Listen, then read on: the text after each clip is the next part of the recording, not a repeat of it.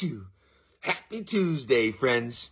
Hey, I'm still working out of the book More Life here.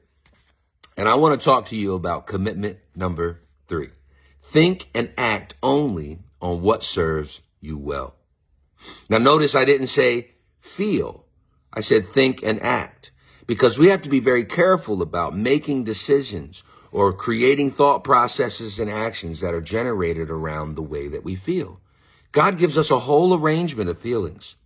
And at this time, in the very beginning parts of my recovery, I was on a perpetual cycle of a bunch of negative feelings: depression, sadness, anger, rage, despair.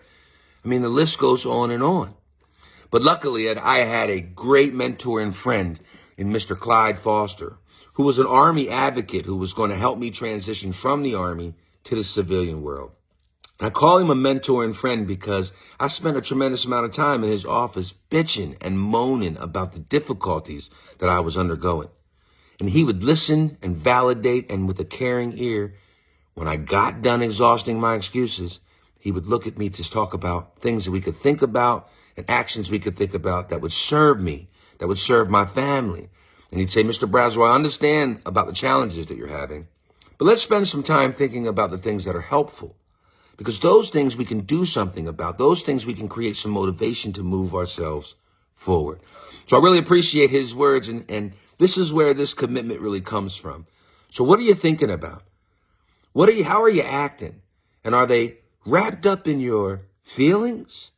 Because that's a dangerous place to play. Because when we're positive and we're feeling positive, then maybe we get positive actions. But what happens when we find ourselves in the lowest places we've ever been?